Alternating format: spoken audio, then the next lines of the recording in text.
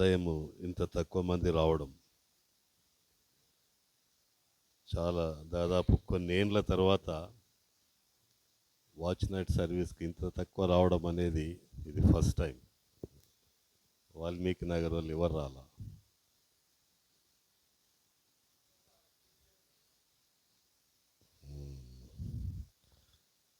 నీ పిల్లలను కూడా పంపినావా? పోకూడదు, చపల చిత్తం అంటారు దాన్ని. దాన్ని ఏమంటారంటే చపల చిత్తం, ఇక్కడ అక్కడ ఇక్కడ అక్కడ. ఒక దగ్గర చెట్టు వేస్తే ఆ చెట్టు ఆడనే పెరగాల. ఎక్కడ వాక్యము, ఎక్కడ సంఘానికి పోతామో వాక్యంలో పెరగాల. ఆడికి ఈడికి తిరగడం అంటే అది ఏమంటారు, స్థిరమైన మనసు కాదంటారు అది. అవునా కాదా? ఒక్క మనసు అనేది స్థిరమైనది అనేది కాదు, అది డేంజర్. హల్లెలూయా, దేవునికి మహిమ కలుగును గాక. అంటే కొన్ని తెలియాల మనకు. భూమి మీద నూతనమైనది ఏది? మహాజ్ఞాని సొలొమోన్ రాజు అంటాడు, భూమి మీద నూతనమైనది ఏది లేదంట. ముందున్నదే ఇప్పుడు జరుగుతుంది. అదే ప్రభాకర్ జ్ఞాపకం చేశాడు. ముందున్నదే ఇప్పుడు జరుగుతుంది. ఇప్పుడు రేపు 12 గంటల తర్వాత సూర్యుడు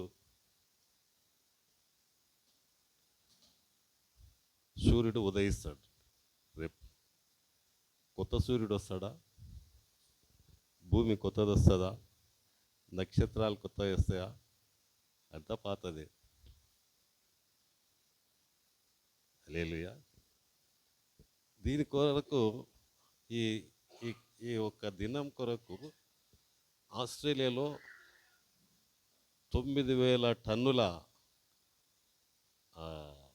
ఇవేంది పటాకాలు కాల్చిందట. 10 లక్షల మంది ఎంజాయ్ చేస్తారు న్యూజిలాండ్లో. హల్లెలూయా. నూతనమైంది ఏం లేదు, అంత పాతదే. మళ్ళీ 2-3 రోజులు పోతే అంత పాతది, కొత్తది ఏం లేదు. హల్లెలూయా. మళ్ళీ కొత్తది ఏంది? Was that new? కొత్తది అనేది ఏంది? హల్లెలూయా కదా. వాచ్ నైట్ సర్వీస్లో నూతన సంవత్సరాన్ని 2026ని ఎదుర్కోబోతున్నాం. ఇక్కడ మనం మందిరంలో కూర్చొని, ప్రభు సన్నిధిలో కూర్చొని ఆయనను 2026 సంవత్సరాన్ని ఎదుర్కొంటున్నాం ఇక్కడ కదా. పాతవి గతించను, సమస్తము నూతనమావేను. పాతది గతిస్తుంది, నూతనమైంది రావాలి. దేవునికి మహిమ కలుగును గాక. దేవుళ్ళారా, నూతనమైంది ఏంది అన్నది ఈ రాత్రి మనకు ప్రశ్న. ఏది మారదు. సూర్యుడు మారడు, చంద్రుడు మారడు, భూమి మారదు, ఆకాశం మారదు, ఏం మారదు. కానీ ఒకటి మార్పు జరుగుతుంది, అది నిన్ను నీవు మార్చుకోవడం, నన్ను నేను మార్చుకోవడం. హల్లెలూయా. ఇదే నూతనమైనది మనలో జరగాల. సృష్టిలో ఏమి జరగదు. సృష్టికర్త అయిన దేవుడు సృష్టించిన నిన్ను, నీ లోపల, నా లోపల నూతనమైనది జరగాలి. అది ముఖ్యమైనది. ఎంతమందికి అర్థమైందో? హల్లెలూయా, హల్లెలూయా. దేవునికి మహిమ కలుగు. దేవుళ్ళారా, ఎడిపోయినా, ఎక్కడ పోయినా, ఏ చర్చి పోయినా, ఏ సంఘానికి పోయినా, ఏడికి పోయినా జరగాల్సిందేంది? వాక్యం ద్వారా మనలో మార్పు జరగాల, నూతనమైన కార్యం జరగాలి. అది జరగకుంటే ఎన్ని సంఘాలు తిరిగితే ఎక్కడ పోతే ఏం లాభం? అమ్మా, హల్లెలూయా.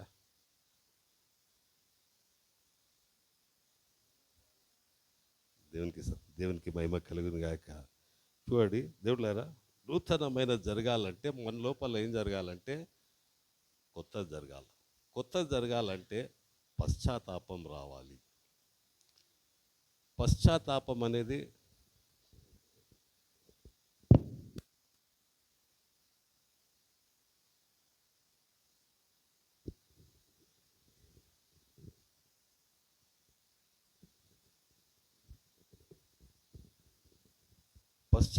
అనేది మూడు రకాలుగా ఉంటుంది. ఒకటి పశ్చాత్తాప పడకపోవడము. మొదటిది పశ్చాత్తాపం జరగదు, నూతనమైనది జరగదు మనసులో. రెండవది పెదవులతోట జరిగిస్తాం, పెదవుల ద్వారా జరిగిస్తాం. మూడవది హృదయంలో జరుగుతుంది పశ్చాత్తాపం. హలో, అర్థమవుతుందా? ఎందుకు జరగాల, జరగకపోతే ఏమవుతుంది? ఎందుకు జరగాల, జరగకపోతే ఏమవుతుంది? అది ఈ రాత్రి మనం ధ్యానిస్తాం. వింటున్నారా? వాక్యం, ఈ పరిశుద్ధ గ్రంథం ఏం చెప్తున్నది? ఎల్లయ్య అన్నాడు 7 నిమిషాలు బైబిల్ చదువుకోవాలా. 7 నిమిషాలు. ఇంకోటి చాలా ముఖ్యమైన సంగతి కూడా చెప్పాను. 7 నిమిషాలు నేను నా కుటుంబం పరలోకానికి పోవాలి ప్రభా. హల్లెలూయా.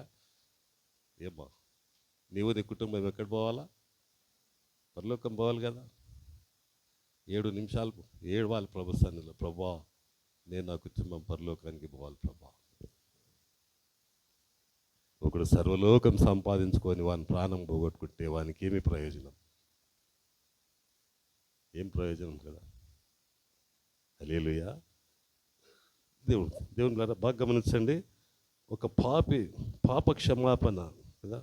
పశ్చాత్తాపం అంటే పాప క్షమాపణ, ప్రాయశ్చిత్తం చేసుకోవడం, పరిశుద్ధపరచుకోవడం, మనమే పరిశుద్ధపరచుకోవడం, పరిశుద్ధంగా జీవించడం. పరిశుద్ధమైనది అదొక పరిమళ వాసన. హోలీ లైఫ్ అనేది మనలో ఉన్నటువంటి పరిశుద్ధ జీవితము అదొక పరిమళమైనటువంటి వాసన అంటాడు. హల్లెలూయా. పరిశుద్ధమైన జీవితము మనలో ఉన్నటువంటి పరిశుద్ధమైన జీవితం అదేంటంటే దేవుని స్వభావం. అది ఎవరిది కాదు, అది యేసయ్య స్వభావం, మనుషులది కాదు. కేసీఆర్ది కాదు, రేవంత్ రెడ్డిది కాదు, మోడీది కాదు, అది హల్లెలూయా. భర్తది కాదు, భార్యది కాదు, అది పిల్లలది కాదు. ఇది దైవిక స్వభావము. హల్లెలూయా. పరిశుద్ధమైన జీవితము జీవిస్తున్నాము అంటే దేవునిలాగా కనబడతాం. దేవుడు కాదు, దేవునిలాగా భూమి మీద మనం కనబడతాం. హలో, అర్థమవుతుందండి? పశ్చాత్తాపడి పరిశుద్ధమైన జీవితము జీవిస్తూ ఉంటే దేవుళ్ళరా మనం ఎట్లా కనబడతామంటే, అరే వీళ్ళు దేవునిలాగున్నారు, వీళ్ళ స్వభావం దేవుని స్వభావం, వీళ్ళ గుణం దేవుని గుణం, వీళ్ళ మాట, వీళ్ళ చూపు, వీళ్ళది నడక, ప్రవర్తన దైవ స్వభావము. హల్లెలూయా. అవునా కాదా? కదమ్మా? హల్లెలూయా. దేవునికి మహిమ కలుగును గాక. దేవులారా, పరిశుద్ధ జీవితంలో ధైర్యం ఉంటుంది, భయం ఉండదు. దేనికి భయపడదు. దేవుడు సాయం చేయను గాక. దేవులారా, తెలుగా కొన్ని నిమిషాల టైం ఉంది కనుక నేను త్వరగా ముగిస్తా. పశ్చాత్తాపం అనేది 3 రకాలుగా ఉంటుంది. ఒకటి, ఎంత విన్నా పశ్చాత్తాపడము, మార్చుకోం, జీవితం మార్పు అనేది చూపించం. 2025 సంవత్సరంలో ఎంతో వాక్యం విన్నాం, ఎన్నో హెచ్చరికలు ఎన్నో సార్లు మనం విన్నాం, కానీ మార్పు పశ్చాత్తాపడలేదు. దేవుని గ్రంథంలో కూడా రాయబడి ఉంటుంది. అది చూడండి, ఎన్నోసార్లు వాక్యం విని, సువార్త విని, రక్షణను గూర్చి విని సమయానికి రావాలని విని, కుటుంబంగా రావాలని విన్నాం. ఏమి చేయకూడదో విన్నాం, ఏమి చేయాలో విన్నాం.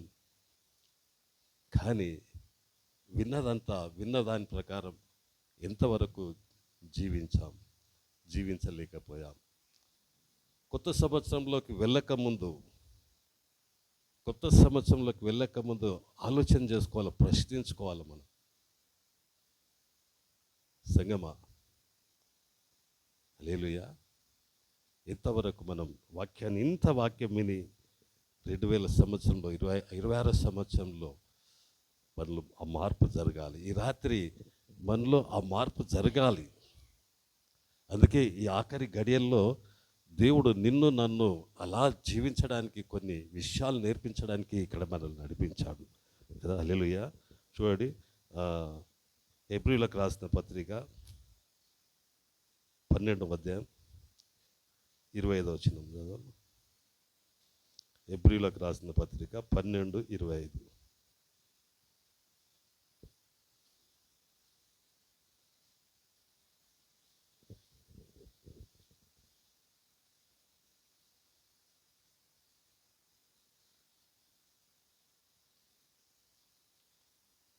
చదవం కావాలా మైకి.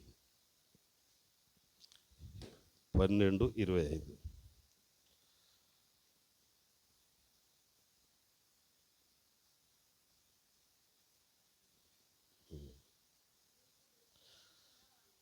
మీకు బుద్ధి చెప్పుచున్న వానిని నిరాకరింపకుండానట్లు చూచుకొనుడి.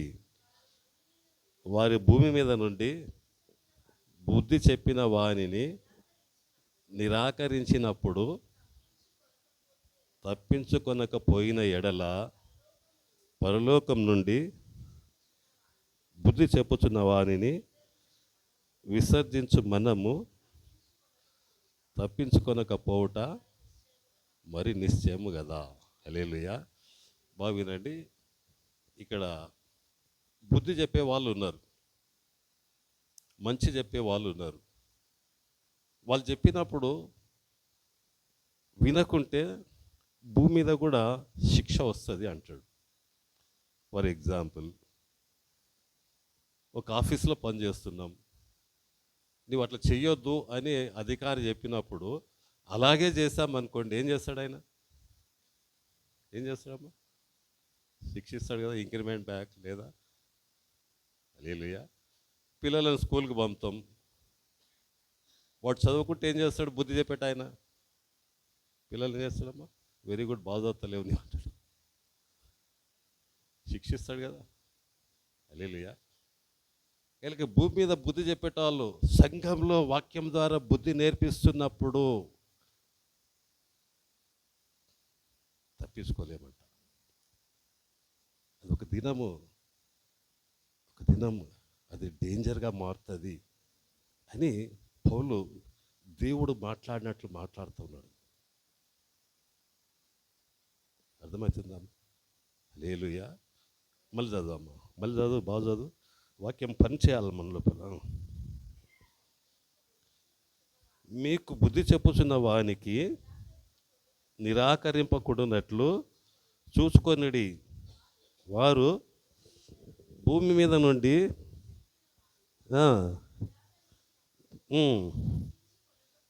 తప్పించుకొనకపోయిన ఎడల పరలోకం నుండి విసర్జించు వాని మనము తప్పించుకొనకపోవట మరి నిశ్చయం కదా. ఇక్కడ మనం వాక్యం విన్నాక, మనం వాక్యం విన్నాక మనకు బుద్ధి రావాలని, దైవ గ్రంథంలో నుంచి మనము నూతన మనసు రావాలని మనం వాక్యం విన్నాక ఆ దేవుడే మాట్లాడినటువంటి మాటలు అయి ఉంటుండగా వాటిని మనం నిర్లక్ష్యం చేస్తే, నిరాకరిస్తే, వాటిని పక్కకు పెడితే తప్పించుకోగలవా? దేవుని ద్వారా తప్పించుకోగలవా? దేవుని చేతిలో నుంచి తప్పించుకోగలవా అని పౌలు దేవుడు మాట్లాడినట్లు మాట్లాడుతూ ఉన్నాడు. దేవునికి మహిమ కలుగును గాక. హెబ్రీయులకు రాసిన పత్రిక 2వ అధ్యాయం.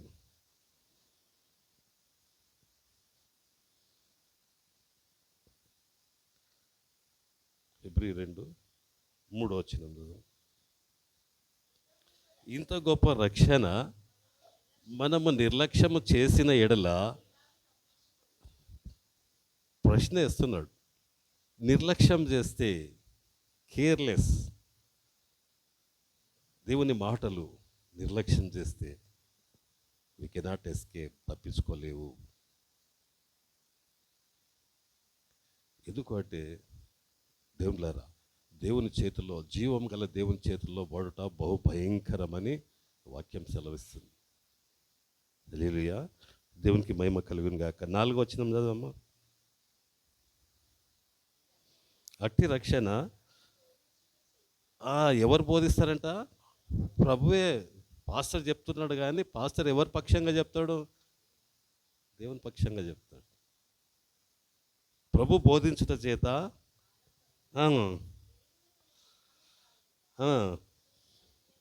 సూచక్రియల చేతను, మహత్కార్యముల చేతను, నానా విధములైన అద్భుతముల చేతను, వివిధములైన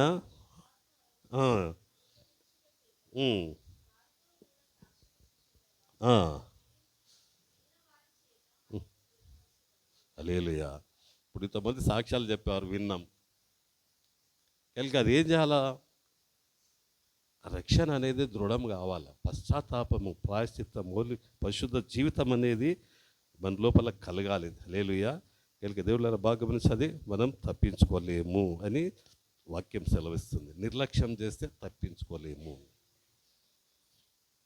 ఎగ్జాంపుల్, లైవ్ ఎగ్జాంపుల్ 2-3 చెప్పాను నేను.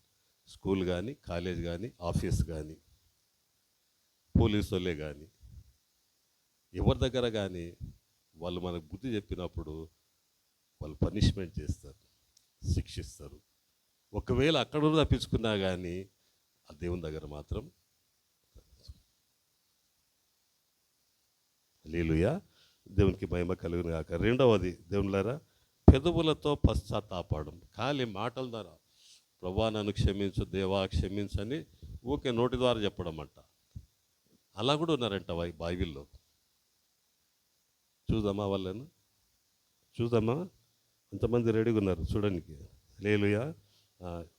యెహోషువ 7వ అధ్యాయం. యెహోషువ 7వ అధ్యాయం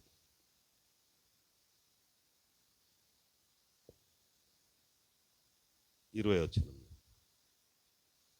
మైక్ తీసుకొని చదువు. ఆకాను యెహోషువతో, ఇశ్రాయేలీల దేవుడైన యెహోవాకు విరోధముగా నేను పాపము చేసినది నిజము. అయిపోయిందమ్మా?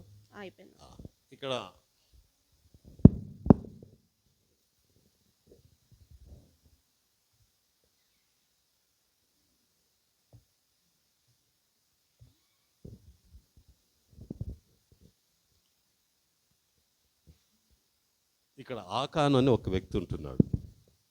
ఈ ఆకాను ఏం చేసిండంటే శపితమైనటువంటి కొన్ని వస్తువులు తీసుకుపోయి ఆయన ఇంట్లో దాచిపెట్టుకున్నాడు. అది ఆయన ముందు పశ్చాత్తాపడలేదు. చీట్లు వేసినాక అది ఎవరి పేరు మీద వచ్చిందంటే ఆకాను పేరు మీద వస్తుంది. అప్పుడు ఆకాను యెహోషువ దగ్గర చెప్తాడు, నేను తప్పు చేసిన అని. హల్లెలూయా.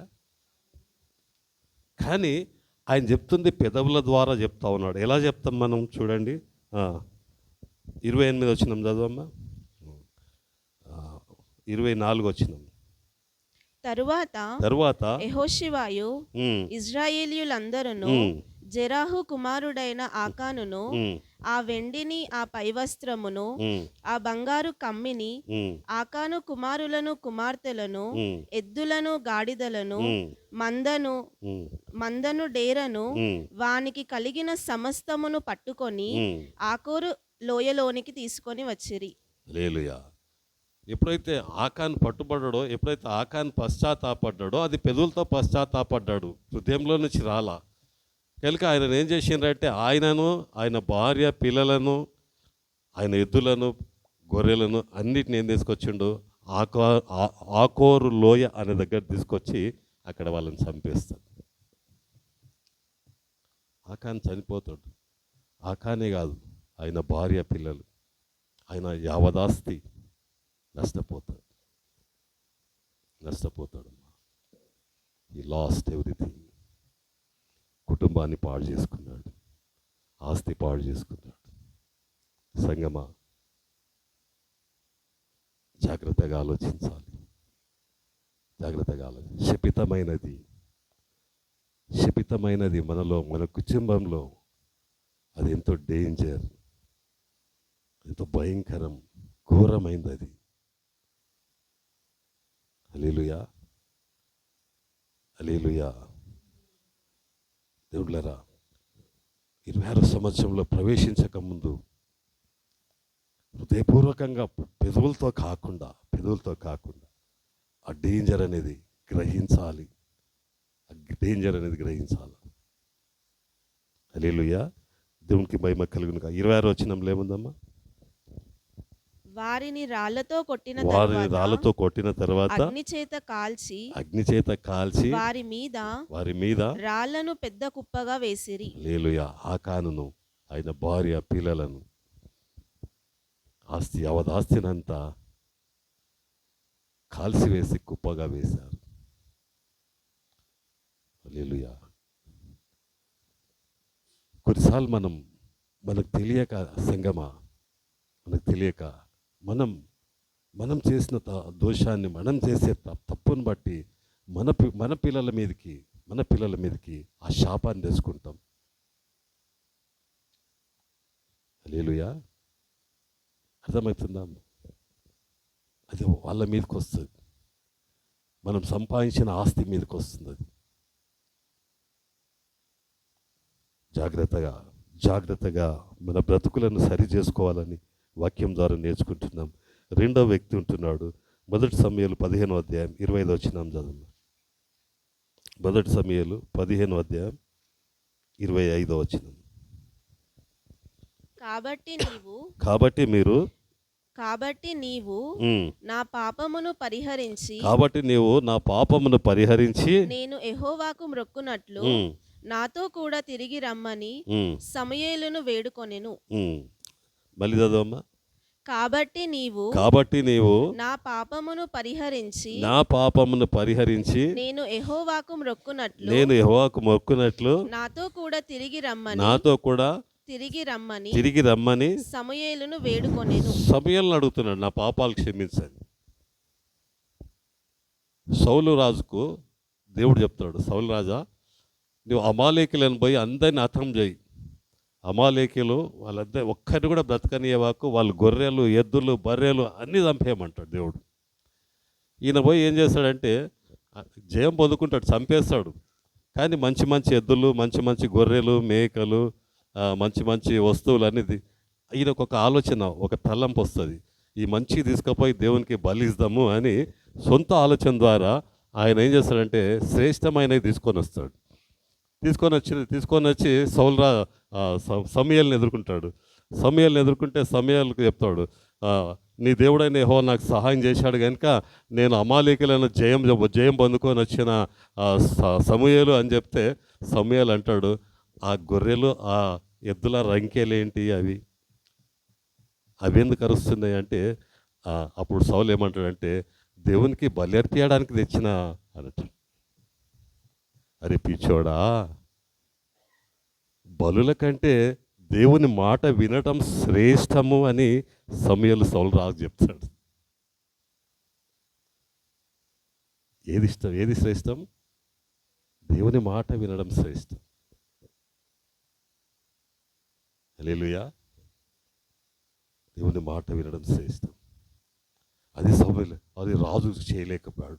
దేవుని చిత్తంలో సౌలును రాజుగా చేసి, సౌలు తర్వాత ఆయన కుమారుడు, ఆయన కుమార్తె, ఆయన కుమారుడు ఎల్లప్పుడూ ఆ వంశంలోనే, ఆ కుటుంబంలోనే రాజుగా దేవుడు చేయాలని ఇష్టపడ్డాడు. కానీ సౌలు దేవుని మాట వినకుండా ఆయన ఇష్టాన్ని చేయనికపోయాడు కనుక దేవుడు పశ్చాత్తాపడి ఆయనను తీసేశాడు. సౌలును తీసేసి దావీదును రాజుగా చేస్తాడు. కారణం ఏమిటి? కారణం ఏమిటి? పెదవులతోనే పశ్చాత్తాపడ్డాడు, హృదయపూర్వకంగా ఆయన పశ్చాత్తాపడలేదు. హల్లెలూయా. దేవుళ్ళారా, రాజులుగా ఉండాల్సిన మనం, ఈ లోకంలో రాజులకు రాజుగా జీవించాల్సిన మనం దేవుని మాట వినక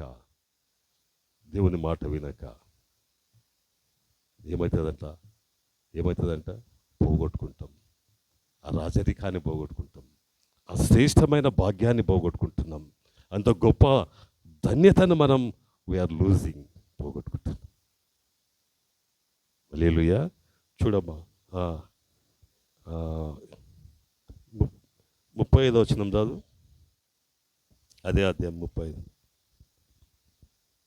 అందుకు సౌలు, నేను పాపము చేసి తిని. సౌలు అంటున్నాడు, నేను పాపం చేసి తిని, అయినను నా జనుల పెద్దల ఎదుటను ఇజ్రాయేలీయుల ఎదుటను నన్ను గణపరిచిన యెహోవాకు మ్రొక్కుటకై నేను పోగా నాతో కూడా తిరిగి రమ్మని అతనిని వేడుకొనినందున సమూయేలు తిరిగి సౌలు వెంట వెళ్ళెను. ఓకే. హల్లెలూయా. 25వ వచనం చదివినావా? 35వ వచనం చదివినావా? 35. సౌలు బ్రతికిన దినములన్నిటను సమూయేలు అతని దర్శింప వెళ్ళలేదు గాని సౌలును గూర్చి దుఃఖాక్రాంతుడాయెను. హల్లెలూయా. దేవునికి మహిమ కలుగును గాక. దేవునిలారా, మొదటిది పశ్చాత్తాపం అనేది లేక జీవిస్తుంటాం. సంఘంలో చాలాసార్లు ఎంతో నిర్లక్ష్యంగా జీవిస్తుంటాం. ఎంత విన్నా కానీ మార్చుకోం. రెండవది, పెదవుల ద్వారా పశ్చాత్తాపడుతుంటాం. ఒక వ్యక్తి ఉన్నాడు, యేసుప్రభుకు సమీపంగా జీవించాడు. ఆయన యేసుప్రభు ఎక్కడ వెళ్తే అక్కడ వెళ్ళాడు. యేసుప్రభుతో జీవించాడు, యేసుప్రభుతో ఉన్నాడు. ఆయన యేసుప్రభు ఎక్కడుంటే అక్కడ వెళ్ళాడు.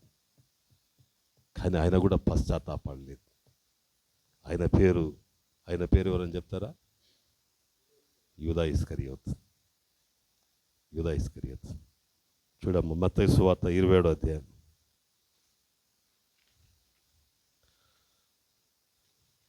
మొదటి 5 వచనాలు.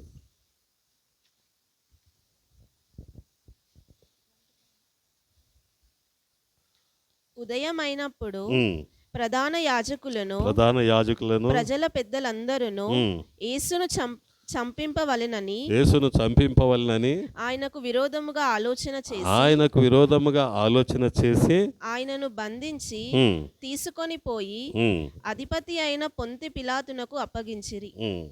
అప్పుడు ఆయనను అప్పగించిన యూదా ఆయనకు శిక్ష విధింపబడగా చూచి పశ్చాత్తాపపడి ఆ 30 వెండి నాణెములు. యూదాలో ఇప్పుడు పశ్చాత్తాపం కలుగుతుంది. యేసుప్రభును సిల్వకు అప్పగిస్తున్నారు, యేసుప్రభును సిల్వ వేయబోతున్నారు. 30 వెండి నాణేలకు అమ్మేశాడు. నమ్ముకోలే యూదా, అమ్ముకున్నాడు.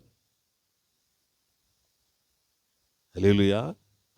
సిల్వ వేస్తున్నారని ఏం చేశాడు ఆయన? ఆ 30 నాణేలు తీసుకుపోయి వాళ్ళ ముందర పాడేసి ఉరి పెట్టుకొని చచ్చిపోయాడు. ఇంకో ధర పొట్ట పగిలి పేగులు బయటికి వచ్చి చచ్చాడు. అంటే దీనికి ఇట్లా ఉరి పెట్టుకుంటాలకే ఆ కొమ్మ ఇరిగి కింద పట్టాలకి ఏమైంది? పొట్ట జిలుతుంది. హల్లెలూయా. దేవునితో సమీపంగా ఉంటాం, దేవుని బిడ్డలుగానే ఉంటాం, యేసయ్య బిడ్డలుగానే ఉంటాం. కానీ పెదవులతో పశ్చాత్తాపం కాదు, అది హృదయపూర్వకంగా ఉండాలి. ఇస్కరియోతు యూదా ఎంత గొప్ప ఆధిక్యత ఆయనకి, ఎంత గొప్ప భాగ్యం. అప్పుడప్పుడు హెబ్రోన్కి పోతుంటా నేను. 1986 సంవత్సరంలో భగత్ గారు మా ఇంటికి వచ్చి ప్రార్థన చేశాను. భగత్ గారు ఎంతో గ్రేట్గా చెప్పుకుంటాం మేము. ఒక భగత్ గారు ఇంటికి వచ్చి ప్రార్థన చేసిండంటే అంత గొప్పగా చెప్పుకుంటే, దేవుడు సమీపంగా ఉన్న దేవుడు, యేసయ్యకు సమీపంగా ఉన్నటువంటి ఆ ఇస్కరియోతు యూదా పశ్చాత్తాపడ్డాడు, కానీ పెదవులతో పశ్చాత్తాపడ్డాడు. ఉరి పెట్టుకున్నాడు, పేగులు బయటకు వచ్చి చచ్చిపోయాడు. హల్లెలూయా. అయినప్పటికీ దేవుని చిత్తం ఒక ప్రణాళిక కలిగి ఉన్నాడు. దేవుడు నీ ఎడల ఒక ప్రణాళిక కలిగి ఉన్నాడు. దేవుడారా, అది నిజమైన పశ్చాత్తాపం కావాలి. హృదయంలో నుంచి ఆ పశ్చాత్తాపం కావాలా, మార్పు జరగాల, ఆ పరిశుద్ధమైన జీవితం రావాలి. హల్లెలూయా. అది చూసి మనం ముగించుకుందాం. మొదటిదేమో ఎంత వినా కానీ కుక్కతో ఒక వంకర అంటారు కదా, తెలుసా అమ్మా? తెలుసా? కుక్కకు తోక ఉంటుంది కదా, దానికి బద్దలు కడితే మళ్ళీ రాత్రి అంతా కట్టి పొద్దున్న తీస్తాలకే మళ్ళీ వంకర అయిపోతుంది. ఎంత విన్నా కానీ మళ్ళీ అదే. హల్లెలూయా. రెండవది పెదవుల ద్వారా, హృదయంలో కాదు. మూడవది హృదయపూర్వకంగా మనస్ఫూర్తిగా పశ్చాత్తాపడితే ఏం జరుగుతుంది? 2026 సంవత్సరంలో దేవుని బిడ్డ హృదయపూర్వకంగా పశ్చాత్తాపడి ప్రభులోకి వస్తే ఏం జరుగుతుంది చూడండి. హల్లెలూయా. లూకాసు వార్త 15వ అధ్యాయం 17వ వచనం. లూకాసు వార్త 15:17.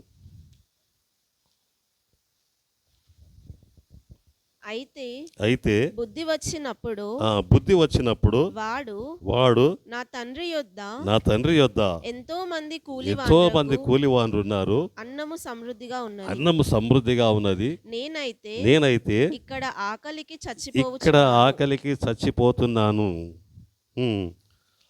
చదవం ఇంకా. నేను లేచి నా తండ్రి యొద్దకు వెళ్ళి నేను పరలోకమునకును విరోధముగాను నీ ఎదుట పాపము చేసినానని హల్లెలూయా. పశ్చాత్తాపం అనేది ఎప్పుడు జరుగుతుందంటే బుద్ధి వచ్చినప్పుడు. హల్లెలూయా. వాడు ఎంత పోగొట్టుకున్నాడు, తప్పిపోయిన రెండవ కుమారుడు ఆస్తి అంతా తీసుకుపోయి దుర్వ్యాపారం చేశాడు, డబ్బంతా పోగొట్టుకున్నాడు, ఆకలితో అలమటించిపోతున్నాడు, పందుల పొట్టు తిని కడుపు నింపుకోవాలని ప్రయత్నం చేశాడు. ఆ పొట్టుతోనే కూడా నింపుకోలేకపోయాడు. అప్పుడు బుద్ధి వచ్చింది వానికి. నా తండ్రి ఇంట సమృద్ధిగా ఉన్నది. హల్లెలూయా. కనుక పశ్చాత్తాపము బుద్ధిని కలిగిస్తుంది, బుద్ధి పశ్చాత్తాపాన్ని కలిగిస్తుంది. హల్లెలూయా. కొలస్సీయులకు రాసిన పత్రికలో ఉంటుంది, అది 2వ అధ్యాయం 3వ వచనం. బుద్ధి జ్ఞాన సర్వ సంపదలు క్రీస్తులో. హల్లెలూయా. ఎక్కడుందా? మన కష్టార్జితంలో ఉందా? మరి కష్టార్జితంలో ఉన్నదా? కాదు. బుద్ధి జ్ఞాన సర్వ సంపదలు ఎక్కడున్నాయి? క్రీస్తులో ఉన్నాయి. హల్లెలూయా. దేవునికి మహిమ కలుగును గాక. దేవుళ్ళారా బాగా వినండి. పశ్చాత్తాపంలో బుద్ధి సర్వ సంపదలు. దేవుని విడిచి ఆధ్యాత్మికతలో మతిలేని వారుగా ఉంటే, దేవుని గూర్చినటువంటి స్పిరిచువల్ లైఫ్, ఆత్మీయ జీవితంలో మతిలేని వారిగా ఉంటే బుద్ధి ఏం చేస్తుందంట? మారుస్తుంది, పశ్చాత్తాపం కలిగిస్తుంది. హల్లెలూయా. దేవునికి మహిమ కలుగును గాక. దేవుళ్ళారా, కొన్నిసార్లు మనం తీసుకునే నిర్ణయాలు అవి మనకు మేలు చేయడానికి మనం తీసుకునే నిర్ణయాలు అవి మనకు మేలు చేయడానికి మనకేం అవసరం ఉందంటే బుద్ధి అవసరం, విజ్డమ్, నాలెడ్జ్, దేవుని గూర్చిన జ్ఞానం అవసరం. మనం తీసుకునే నిర్ణయాలు, మనం చేయబోయే పనులు, మనం చేయాల్సిన పనులు అవి మేలుకరంగా ఉండాలంటే దేవుని బిడ్డ బాగా గమనించండి, ఏం కావాలో దానికి? బుద్ధి అవసరం, జ్ఞానం అవసరం, మేలుకరంగా ఉండడానికి. హల్లెలూయా. దేవుడు సహాయం చేయను గాక. చూడండి దేవుళ్ళారా, తండ్రి ఆయన తీసుకున్న నిర్ణయం, తప్పిపోయిన కుమారుడు తీసుకున్న నిర్ణయం ఏంటంటే, నా తండ్రి ఇంట సమృద్ధి ఉన్నదని ఆయనకు అర్థమైంది. ఆయన బుద్ధిలో ఏమర్థమైంది, ఆయనకు ఏం జ్ఞానం కలిగిందంటే, నేను ఇక్కడైతే ఆకలికి చచ్చిపోతున్నా, ఇక్కడ నేను నేను ఇక్కడ త్రొక్కబడుతున్నా, ఇక్కడ నేను ఆ, అధోగతిలోకి వెళ్ళిపోయాను, నా పరిస్థితి అంతా ఘోరంగా మారిపోయింది, నా తండ్రి ఇంట మాత్రం సమృద్ధి ఉన్నది. హల్లెలూయా. అర్థమవుతుందమ్మా? దేవునికి మహిమ కలుగును గాక. బాగా గమనించండి. 15:22 చదవమ్మా. లుకాస్. అయితే ఆ. తండ్రి తన దాసులను చూచి తండ్రి తన దాసులను చూచి ప్రశస్త వస్త్రములు త్వరగా తెచ్చి వీనికి కట్టి వీని చేతికి ఉంగరము పెట్టి పాదములకు చెప్పులు తొడిగించుడి. హల్లెలూయా. 3 విషయాలు జరిగిస్తుండే అక్కడ. వీనికి బుద్ధి వచ్చి పశ్చాత్తాపడి తండ్రి దగ్గర దేవుని దగ్గరకు వచ్చినప్పుడు దేవుడు ఏమన్నాడంటే వీనికి ప్రశస్తమైన వస్త్రములు తొడిగించండి అంటున్నాడు. ఏం మేలు జరుగుతుంది ఈ బాబుకు, తప్పిపోయిన కుమారునికి? మురికి బట్టలు పోయాయి. పందులతో జీవించినప్పుడు ఆ వాసన, భయంకరమైన వాసనతో ఉన్నటువంటి ఆ బట్టలు తీసేసి ప్రశస్తమైన వస్త్రాలు వచ్చాయి. హల్లెలూయా. చాలాసార్లు మనం ఒక పాట పాడతాం. పందివలే పొర్లిన నన్ను, కుక్కవలే తిరిగిన నన్ను, పందివలే నన్ను, కుక్కవలే తిరిగిన నన్ను, ప్రేమతో చేర్చుకొంటివి ప్రభువా నీకే ప్రేమతో చేర్చుకొంటివి ప్రభువా నీకే స్తోత్రము. హల్లెలూయా. ఎంత ప్రేమ, ఎంత ప్రేమ! అది ప్రేమతో చేర్చుకున్నాడు. బుద్ధి వచ్చినప్పుడు తండ్రి ప్రేమను పొందుకోగలిగాడు. హల్లెలూయా. వీళ్ళకి ఏమి ఇచ్చాడు ఆయనకు? ప్రశస్తమైన వస్త్రాలు. ప్రశస్తమైన వస్త్రాలు ఏంటంటే, బుద్ధి వచ్చినప్పుడు నీకు నాకుండేది ఏంటంటే దేవుని రక్షణ వస్త్రం ఉంటుంది. రక్షింపబడిన వాళ్ళముగా, ఆయన రక్షణను యేసును ధరించుకున్న వాళ్ళముగా ఈ లోకంలో జీవిస్తాం. నేను ఈ కోట ఏం చేసిన? కోట ధరించుకున్నా కదా, వేసుకున్నా. హల్లెలూయా. రక్షణ పొందుకున్న వాళ్ళు ఎవరిని ధరించుకుంటారు? యేసు ప్రభు ధరించుకుంటారు. యేసు ప్రభు లాగా ఉంటారు. యేసు ప్రభు లాగా త్యాగం చేస్తారు. యేసు ప్రభు లాగా జీవిస్తారు. యేసు ప్రభు లాగా మాట్లాడతారు. యేసు ప్రభు లాగా చూస్తారు. యేసు ప్రభు లాగా వింటారు. హల్లెలూయా. యెషయా 61:10 ఏముందంటే రక్షణ వస్త్రం. ఇంకోటి ఏముందంట? చదువు 61:10 చదువు. వస్త్రాన్ని గురించి రాస్తాడు అక్కడ.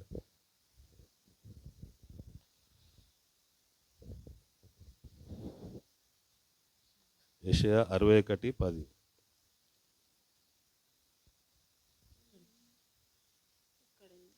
ఆయన రక్షణ వస్త్రములను ఏమిస్తాడంట? ఆయన రక్షణ వస్త్రాలు ఇస్తాడా? ఇంకా ఆయన రక్షణ వస్త్రములను నాకు ధరింపజేసి ఉన్నాడు, నీతి అను పైబట్టను నాకు ధరింపజేసి ఉన్నాడు. కాగా యెహోవాను బట్టి మహా ఆనందముతో నేను ఆనందించుచున్నాను. నా దేవుని బట్టి నా ఆత్మ ఉల్లసించుచున్నది. ఇంకా భూమి మొలకను మొలిపించినట్లుగాను, తోటలో విత్తబడిన వాటిని అది మొలిపించినట్లుగాను, నిశ్చయముగా సమస్త జనముల ఎదుట ప్రభువగు యెహోవా నీతిని స్తోత్రమును ఉజ్జీవింపజేయును. హల్లెలూయా. దేవునికి మహిమ కలుగును గాక. ఏమి ఇస్తాడంటే రక్షణ వస్త్రం ఇస్తాడు, నీతి అనే వస్త్రం ఇస్తాడు. ఇది పశ్చాత్తాపంలో, బుద్ధిలో ఉన్నటువంటి గొప్పతనం. హల్లెలూయా. ఇంకేం చేశారు? ఆయనకు ఉంగరం పెట్టాడు. తండ్రి ఏం చేశాడు? వస్త్రాలు, ప్రశస్తమైన వస్త్రాలు ఇచ్చాడు. ఇంకేం చేశాడు? ఉంగరం పెట్టాడు. ఉంగరం పెట్టడం అంటే కొడుకుగా అంగీకరించాడు. హల్లెలూయా. ఆయన కుమారుడుగా, కుమార్తెగా దేవుడు అంగీకరించాడు. హల్లెలూయా. తను ఎందరు అంగీకరించారో వారందరికీ, అనగా ఆయన నామమందు విశ్వాసం ఉంచు వారికి దేవుని పిల్లల అధికారం ఇచ్చాడు. అంగీకారంలో దేవుని పిల్లలమై అధికారం. బుద్ధిపూర్వకంగా పశ్చాత్తాపడితే బుద్ధిపూర్వకంగా పశ్చాత్తాపడితే దేవుని పిల్లలమయ్యే అధికారం మనలో ఉంటుంది. హల్లెలూయా.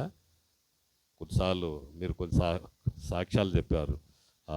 పాస్టర్ ప్రార్థన చేస్తే స్వస్థత వచ్చింది అంటే, స్వస్థత వచ్చిందంటే పాస్టర్ది గొప్పతనం కాదు, దేవుడిచ్చిన అధికారం. తను ఎందరు అంగీకరించిన వారందరికనగా ఆయన నామమందు విశ్వాసం ఉంచే వారికి దేవుని పిల్లలయ్యే అధికారం ఇచ్చాడు.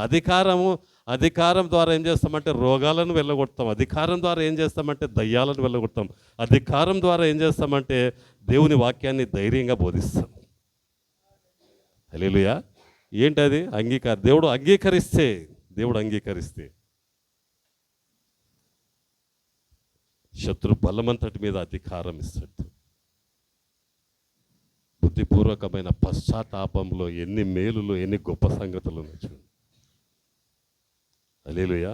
దేవునికి మహిమ కలిగిన తర్వాత ఏం చేసిన వాళ్ళు విందు చేస్తారు. మంచి విందు చేస్తారు. ఒక మంచి దాన్ని బంది ఒక దూడను తీసుకొచ్చి సంతోషించారు. విందులు ఏముంటుంది అమ్మా? విందులు ఏముంటుంది?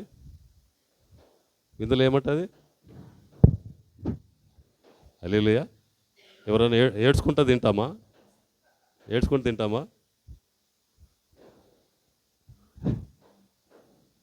ఏదో బాగాలేకుంటే కారం ఎక్కువైందని అట్లనే తింటాం.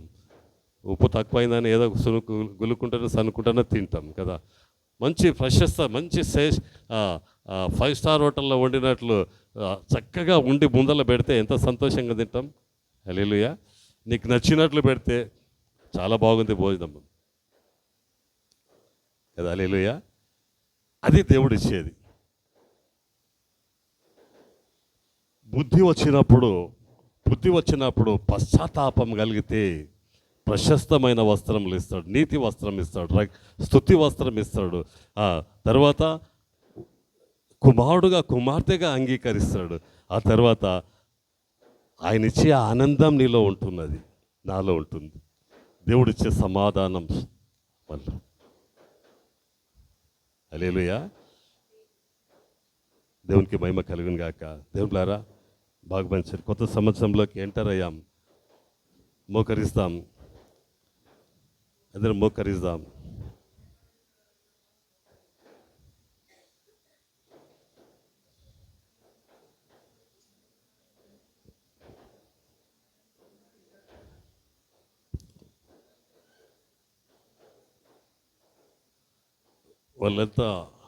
వాళ్ళంతా పటాకులు కాల్చి తాగి రోడ్ల మీద వాళ్ళు ఎంజాయ్ చేస్తున్నారు. మనము పశ్చాత్తాపడి ఎంజాయ్ చేద్దాం మనం. హల్లెలూయా. హృదయపూర్వకంగా ప్రభును అడుగుదాం. ప్రభా మేము పశ్చాత్తాపడకుంటే ప్రభా అది డేంజర్ ప్రభా. బుద్ధి చెప్పిన వాడిని నిరాకరిస్తే అది భయంకరం ప్రభా, తప్పించుకోలేం ప్రభా. మేము హృదయపూర్వకంగా పెదవులతో పశ్చాత్తాపడితే ప్రభా అది మాకు, మా కుటుంబానికి డేంజర్ ప్రభా. ఆకాను అలా నష్టపోయాడు ప్రభా. సౌలు రాజు కూడా నష్టపోయాడు. యూదా ఇస్కరియోతు కూడా నష్టపోయాడు ప్రభా. నేను నా కుటుంబం అలా ఉండొద్దు ప్రభా, అలా ఉండొద్దు ప్రభా.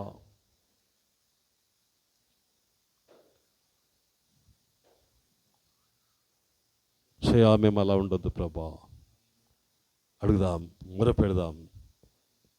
సంగమా, ఏదో అనుకుంటాం కానీ అది మనకు, మన పిల్లలకు డేంజర్. అది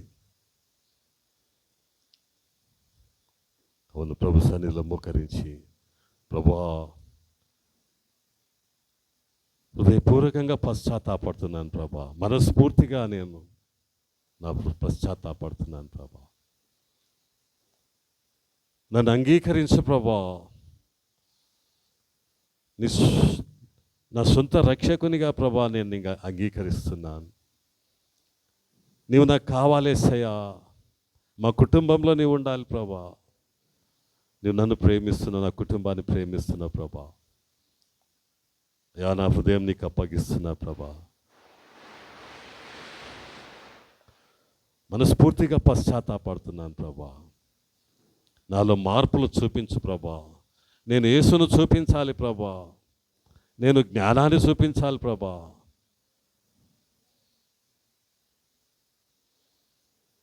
నన్ను మార్చు ప్రభా, హృదయపూర్వకంగా ప్రభా. నిజమైన పశ్చాత్తాపం, నిజమైన క్షమాపణ నాకు దయచే ప్రభా. నిజమైన క్షమాపణ నాకు దయచే ప్రభా. నేను నా కుటుంబం నాశనం అయిపోవద్దు ప్రభా. శయా తెలియక ప్రభా నిర్లక్ష్యంగా జీవించాను ప్రభా. తెలియక ప్రభా శయా 26 సంవత్సరంలో ప్రభా ఒక నూతనమైన వాక్యంతో నాతో మాట్లాడవు ప్రభా. నీ కొత్త మాటలతో ఆ వాక్యంతో మాట్లాడవు ప్రభా. శయా నన్ను అంగీకరించు ప్రభా. నన్ను అంగీకరించు ప్రభా. అంగీకరించు ప్రభా. అంగీకరించిన ఆ ఉంగరం ప్రభా, ముద్రా ఉంగరం ప్రభా. అయా అధికారం ప్రభా నాకీ ప్రభా. 2026 సంవత్సరంలో ప్రభా ఇదే నిర్లక్ష్యంగా నేను ఉండొద్దు ప్రభా. నేను ఉండొద్దు ప్రభా. 25 సంవత్సరంలో ఎలా ఉన్నాను అలా ఉండొద్దు ప్రభా. శయా నా కొరకు ప్రభా నువ్వు సిల్వలో రక్తం కార్చావు ప్రభా. రక్తపు ముద్దగా వ్రేలాడావు ప్రభా. ఉమ్మి వేశారు ప్రభా. గుద్దులు గుద్దారు ప్రభా. వేధించారు ప్రభా. బాధ పెట్టారు ప్రభా. అవమానపరిచారు ప్రభా.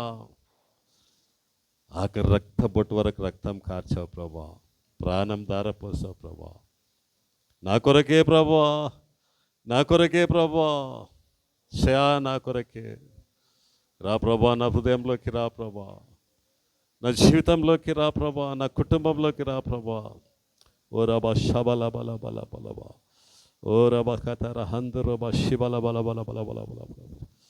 శయా శయా శయా శయా పెదవులతో నేను చెయ్యొద్దు ప్రభా. హృదయపూర్వకంగా ప్రభా నేను నాకు క్షమాపణ ప్రభా. హృదయపూర్వకంగా నేను అడుగుతున్నాను ప్రభా. మనస్ఫూర్తిగా అడుగుతున్నా ప్రభా.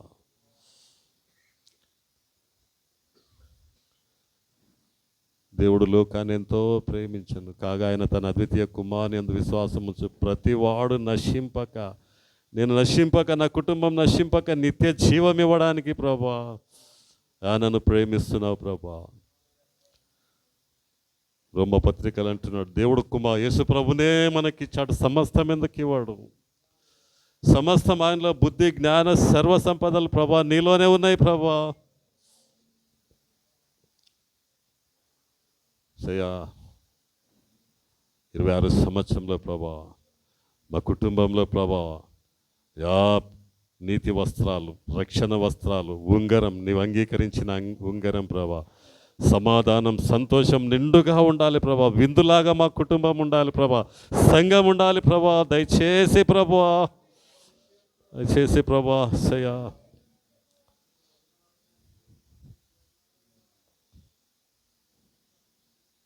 ఓ రబా శబల బల బల బల బల బల.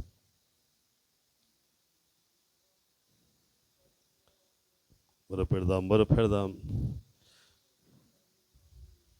నూతన సంవత్సరం దేవుడు ఇచ్చాడు. కొత్త సంవత్సరం ఇచ్చాడు. కొత్త హృదయం దేవుడు మనకిచ్చును గాక. కొత్త కుటుంబంగా మన ముందుము గాక. నూతనమైన కుటుంబంగా ఉందము గాక. విందుగా మనము జీవిస్తుము గాక. దేవుడు అంగీకరించినటువంటి కుటుంబంగా ఉందము గాక. దేవుడు అంగీకరించిన విశ్వాసిగా ఉందము గాక. ఓ దేవుడిచ్చిన బుద్ధి మనలో ఉండును గాక. ఆయన జ్ఞానము సమృద్ధిగా మనలో ఉండును గాక. Thank you lord, thank you lord, thank you lord, thank you lord.